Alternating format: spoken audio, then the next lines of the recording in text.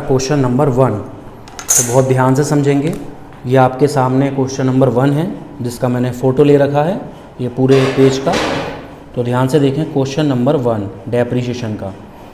तो first question में बोल रहे हैं पहले लास्ट में देख लीजिए क्या क्या इसमें बनवाना है। बोल रहे हैं गिव मशीन अकाउंट बनाओ और डेप्रीशिएशन अकाउंट बनाओ।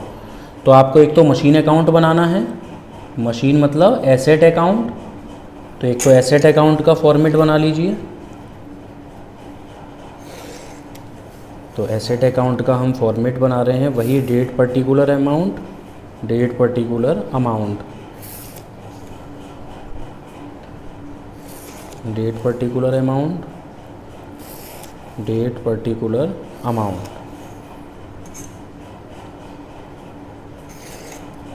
हाँ जी, तो ये हमारा फॉर्मेट बन चुका है, डेट पर्टिकुलर्स अमाउंट, फिर date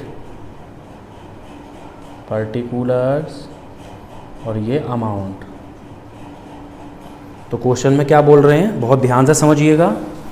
on 1 April 2019 a limited company purchase a machine, मतलब इस कंपनी ने परचेज की है मशीन 190 में और स्पेंड किए 10,000 रुपीज़ ऑन इट्स इंस्टॉलेशन में। यानी कि 190 की एसेट थी और 10,000 रुपये इस मशीन की इंस्टॉलेशन में लग गए। तो ये मशीन हमें कितने की पड़ेगी, 190 + 10, 2 लाख की ये मशीन मानी जाएगी। ठीक है, तो आप 2 लाख पर डैप लगाएंगे। At the date of purchase it was estimated that the scrap value of machine would be 50,000 at the end of 6 month.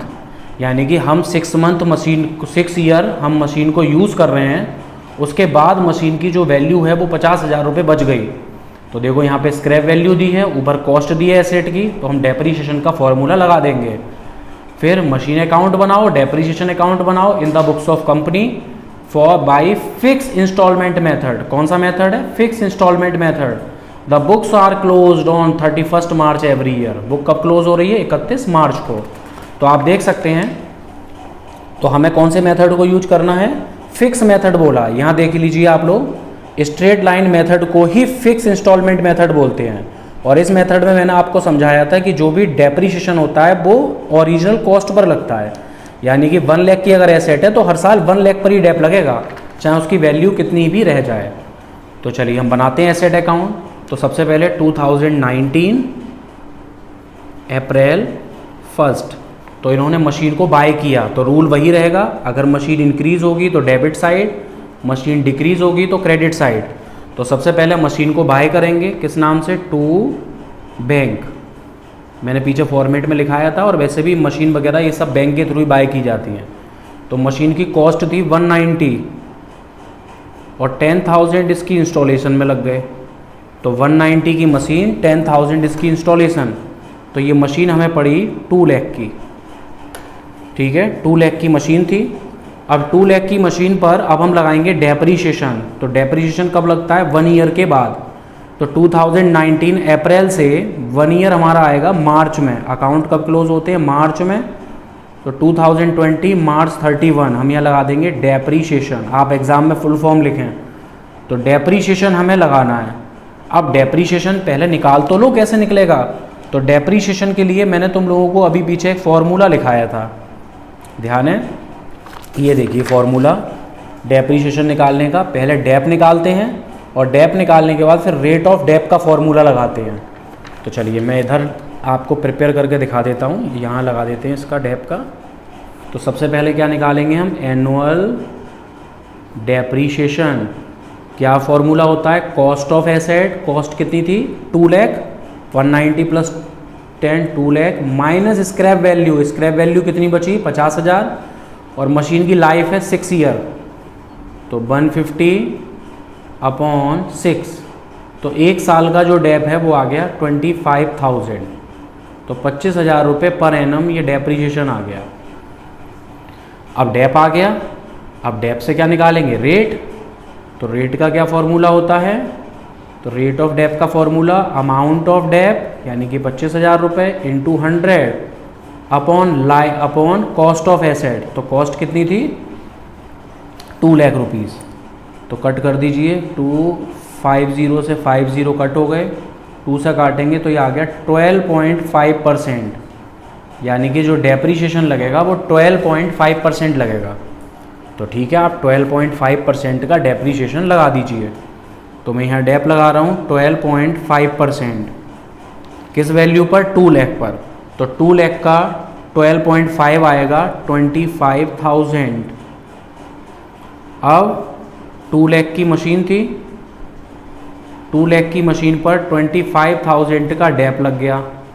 तो अब जो बचेगा उसको बोलेंगे balance, by balance C D, यानी कैरिड डाउन।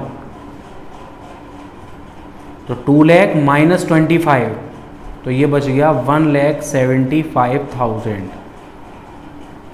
अब बाई बैलेंस सी डी है। अब सी डी नेक्स्ट डे आके क्या बन जाएगी? B D. ये 2020 है तो यहाँ पर भी 2020, और अप्रैल 1 को जो सी डी है वो हम इधर ला के बना देंगे बी डी। तो ये हो गई 1,75,000। अब फिर इस पर डेप लगा देंगे हम।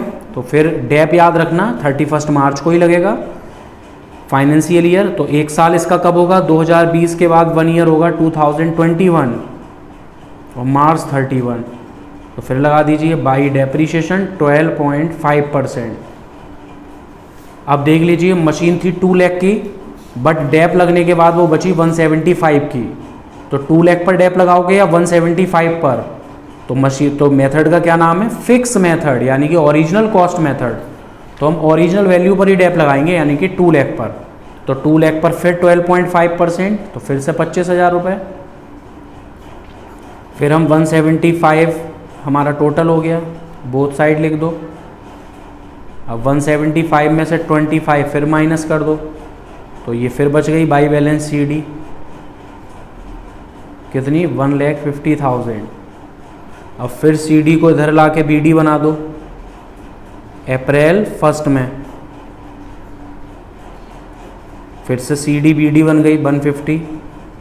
बट हम डेप्रीशिएशन अभी भी किस वैल्यू पर लगाएंगे? 2 लाख पर। डेप्रीशिएशन हर साल 2 लाख पर ही लगेगा।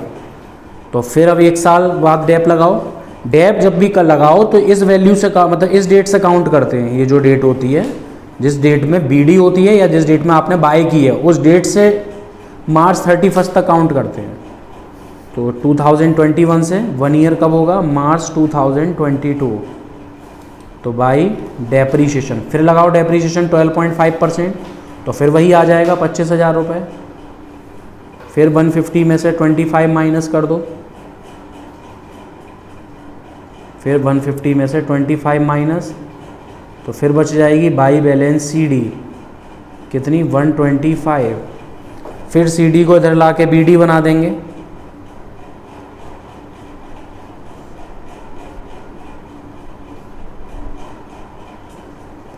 फिर इस पर डेप लगाएंगे 2023 मार्च 31।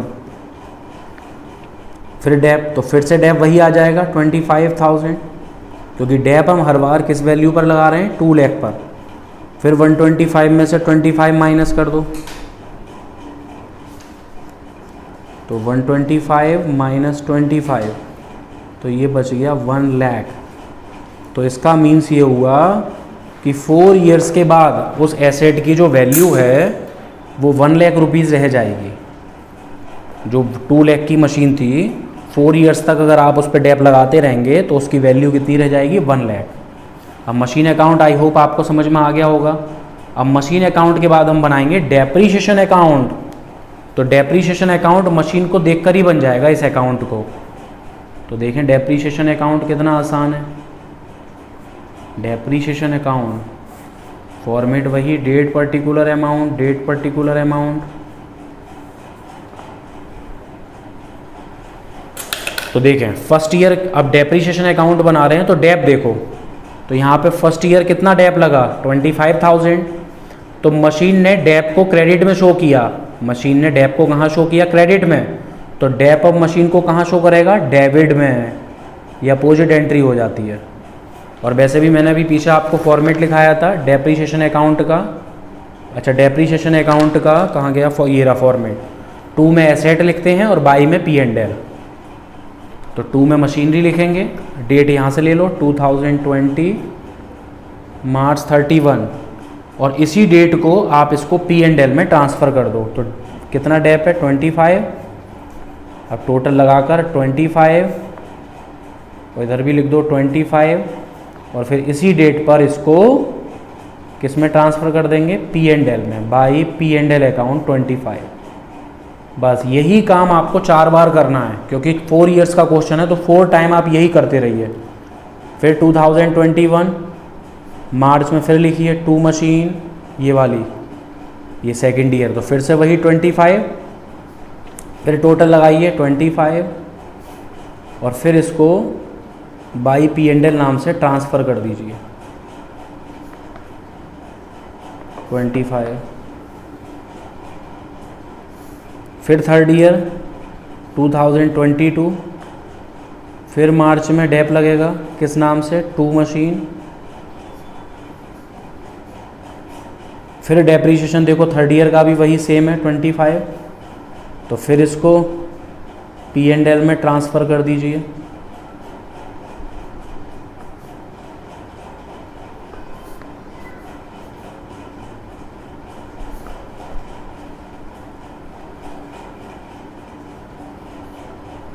अब आया लास्ट ईयर, तो लास्ट ईयर फिर देखिए 25 का डेप, फिर लिख दीजिए 2 मशीन 25 और फिर इसको P&L में ट्रांसफ़र कर दीजिए 25 बाई P&L अकाउंट। तो 4 इयर्स तक हमने क्या किया 2 asset by P&L, 2 asset by P&L, बस ये आपका डेप्रीशिएशन अकाउंट हो गया, ये मशीन अकाउंट। तो आई होप आपको समझ में आ गया होगा क्वेश्चन।